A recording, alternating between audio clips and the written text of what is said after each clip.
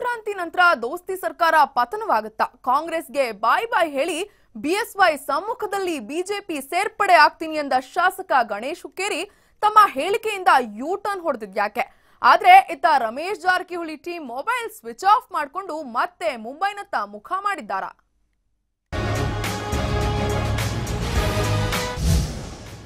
ಸಂಕ್ರಾಂತಿ ಬಳಿಕ ಮೈತ್ರಿ ಸರ್ಕಾರಕ್ಕೆ ಸಂಕಷ್ಟ. ಸದ್ದಿಲ್ಲದೆ ದೋಸ್ತಿಗಳಿಗೆ ಕೆಡ್ಡ ತೋಡ್ತಿದೆ ಬಿಜೆಪಿ. ರಾಜ್ಯದಲ್ಲಾಗ್ತಿರೋ ಬೆಳವಣಿಗೆಗಳು ಕ್ಷಣ ಕ್ಷಣಕ್ಕೂ ಕುತೂಹಲ ಮೂಡಿಸ್ತಿದೆ. ಮೈತ್ರಿ ಸರ್ಕಾರದ ಮೇಲೆ ತೂಗುಗತ್ತಿ ನೇತಾಡ್ತಿದ್ದು ಯಾವ ಕ್ಷಣದಲ್ಲಿ ಏನಾಗುತ್ತೋ ಅನ್ನೋ ಭೀತಿ ಶುರುವಾಗಿದೆ. ಕಾಂಗ್ರೆಸ್ ಜೊತೆ ಮುನಿಸಿಕೊಂಡಿರೋ ಚಿಂಚೋಳಿ ಶಾಸಕ ಉಮೇಶ್ ಜಾಧವ್ ಬಿಜೆಪಿಗೆ ಜಿಗಿಯೋದಕ್ಕೆ ಸದ್ದಿಲ್ಲದೆ ರೆಡಿಯಾಗಿದ್ದಾರಂತೆ. ಈಗಾಗಲೇ ಬಿಜೆಪಿ ನಾಯಕರಿಗೆ ಮೌಖಿಕ ಸಮ್ಮತಿ ನೀಡಿದ್ದು ಸಂಕ್ರಾಂತಿ ನಂತರ ಪಥ ಬದಲಿಸೋ ಸಾಧ್ಯತೆ ಇದೆ.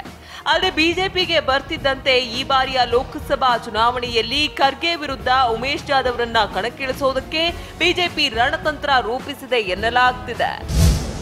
ಕಾಂಗ್ರೆಸ್ ಬಿಟ್ಟು ಬಿಜೆಪಿಗೆ ಹೋಗಲ್ಲ, ಡೋಂಟ್ ವರಿ. ಹುಟ್ಟಿನಿಂದಲೇ ನಾನು ಕಾಂಗ್ರೆಸ್ಸಿಗ ಎಂದ ಹುಕ್ಕೇರಿ. ಇನ್ನು ಬೆಳಗ್ಗೆ ರಾಜೀನಾಮೆ ಕೊಟ್ಟು ಬಿಜೆಪಿಗೆ ಹೋಗ್ತೀನಿ ಅಂದಿದ್ದ ಕಾಂಗ್ರೆಸ್ ಶಾಸಕ ಗಣೇಶ್ ಹುಕ್ಕೇರಿ ಇದೀಗ ಉಲ್ಟಾ ಹೊಡೆದಿದ್ದಾರೆ. ನಾನು ತಮಾಷೆಗಾಗಿ ಹೇಳಿದ್ದು, ನಾನು ಹುಟ್ಟು ಕಾಂಗ್ರೆಸ್ಸಿಗ, ಯಾವುದೇ ಕಾರಣಕ್ಕೂ ಪಕ್ಷ ತೊರೆಯಲ್ಲ ಅಂತ ತಿಳಿಸಿದ್ದಾರೆ.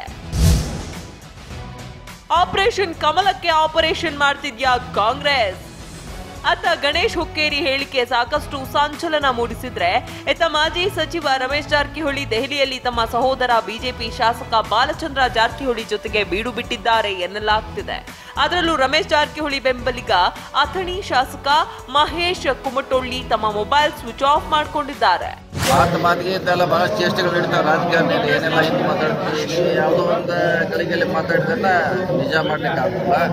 ನಾವು ಬಹಳಷ್ಟು ನಾವು ಮಾತಾಡ್ತಿರ್ತೀವಿ, ಅವರು ಮಾತಾಡ್ತಾರೆ. ಏನು ಬಹಳಷ್ಟು ಜನ ಚೇಷ್ಟೆ ಮಾಡ್ತಿರ್ತಾರೆ, ನಾವು ಬಿಜೆಪಿ ಅಂತ ಹೇಳ್ತಾರೆ. ಅದಕ್ಕೆ ನೀವು ಒಮ್ಮೆ ಆಕಾಶ ಬಿದ್ದಂಗೆಲ್ಲ ಸ್ಟಾರ್ಟ್ ಮಾಡ್ರಿ. ರಾಜಕಾರಣ ಇದೇ ಇನ್ನೂ ಬಹಳಷ್ಟು ಮಾತಾಡ್ತಾರೆ. ಇನ್ನು ಇದೇ ವಿಚಾರಕ್ಕೆ ಮಾತನಾಡಿದ ಡಿಕೆ ಶಿವಕುಮಾರ್ ಕಮಲ ನಾಯಕರಿಗೆ ಶಾಕಿಂಗ್ ನ್ಯೂಸ್ ಕೊಟ್ಟಿದ್ದಾರೆ. 3 ಶಾಸಕರು ಮುಂಬೈನಲ್ಲಿದ್ದಾರೆ ಅನ್ನೋದು ಸತ್ಯ, ಆದ್ರೆ ಅವರು ಕಾಂಗ್ರೆಸ್ನವರು ಬಿಜೆಪಿಯವರು ಯಾವುದನ್ನು ಈಗ ಹೇಳಲ್ಲ ಅಂತ ಡಿಕೆಶಿ ಹೊಸ ಬಾಂಬ್ ಸಿಡಿಸಿದ್ರು. ಇಲ್ಲಿ ಹಾರ್ಸ್ ಟ್ರೇಡಿಂಗ್ ಮಾಡ್ಲಿಕ್ಕೆ ಕೂಡ ಎಲ್ಲ ಮಾತಾಡ್ತಾ ಇದ್ದಾರೆ. ಫೋನಲ್ಲಿ ನೀವೇ ಯಾರ್ಯಾರಿಗೆ ಎಷ್ಟೆಷ್ಟು ಕೋಟಿ ಆಫರ್ ಮಾಡ್ತಾ ಇದ್ದಾರೆ ಅಂತೇಳಿ ನೀವೇ ಬಿಂಬಿಸಿದ್ರಿ, ನೀವೇ ತೋರಿಸಿದ್ರಿ. ಅವ್ರನ್ನ ಯಾರನ್ನೂ ಇನ್ನೂ ಹೋಗಿ ಎನ್ಕ್ವೈರಿ ಕೂಡ ಮಾಡಲಿಲ್ಲ. ಕೆಲವು MLAಗಳೆಲ್ಲ ನಮಗೆ ಆಫರ್ ಬಂದಿದ್ದ ಒಪ್ಕೊಂಡಿದ್ದಾರೆ.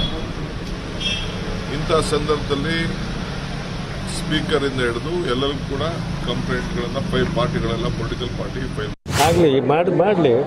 ಇವಾಗ ರಾಜ್ಯದ ಜನತೆ ನೋಡಿದ್ದಾರೆ, ಇಂಥ ಹಿಂದೆನೂ ಆಪರೇಷನ್ ನೋಡಿದ್ದಾರೆ, ಇವತ್ತು ಮುಂದೆ ಮಾಡಿದ್ರು ನೋಡ್ತಾರೆ. ಜನ ತೀರ್ಮಾನ ಕೊಡೋರು ಮಹಾಜನತೆ. ಅದರಿಂದ ನಾವು ಶಾಸಕರುಗಳು ತೀರ್ಮಾನ ಕೊಡೋಕ್ಕಾಗೋದಿಲ್ಲ. ಒಟ್ಟಿನಲ್ಲಿ ದೋಸ್ತಿ ಪಾಳ್ಯದಲ್ಲಿ ರಮೇಶ್ ಜಾರಕಿಹೊಳಿ ಸೇರಿ ಅತೃಪ್ತ ಶಾಸಕರ ರಾಜೀನಾಮೆ ಪರ್ವ ಆರಂಭವಾಗುವ ಸಾಧ್ಯತೆ ಇದೆ. ಇತ್ತ ಸಂಕ್ರಾಂತಿ ನಂತರ ನಿಜವಾಗಿಯೂ ಕ್ರಾಂತಿ ಆಗುತ್ತಾ ಎಂಬ ಕುತೂಹಲ ಕೆರಳಿಸಿದೆ. ಕ್ಯಾಮರಾಮನ್ ರವಿ ಜೊತೆಗೆ ಶ್ರೀಧರ್ ಕೋಟಾರಗಸ್ತಿ, TV5 ಬೆಳಗಾವಿ.